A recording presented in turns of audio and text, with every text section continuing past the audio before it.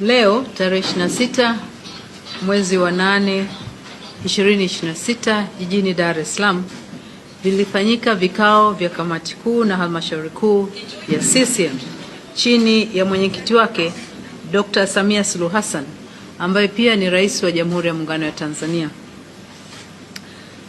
Kamati kuu na halmashauri kuu zilikuwa na ajenda za jumla ambazo zilijadiliwa, na kati ya ajenda zilizojadiliwa leo kulikuwa na swala la nidhamu na maadili ambalo lilikuwa linamkabili mwanachama mwandamizi wa chama chetu, mjumbe wa kamati kuu na halmashauri kuu, ndugu Balozi Dr. Emmanuel Nchimbi.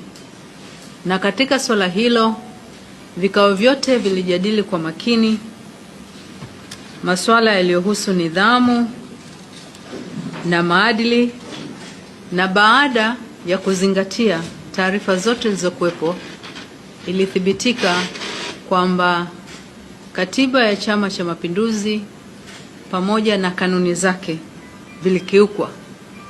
Kufuatia hayo, kwa kauli moja, halmashauri kuu ya Chama cha Mapinduzi ilipitisha uamuzi kwamba kutokana na mienendo iliyokiuka kanuni zetu zinazohusu nidhamu na maadili, ndugu Nchimbi afukuzwe uwanachama kwa mujibu wa kanuni zetu.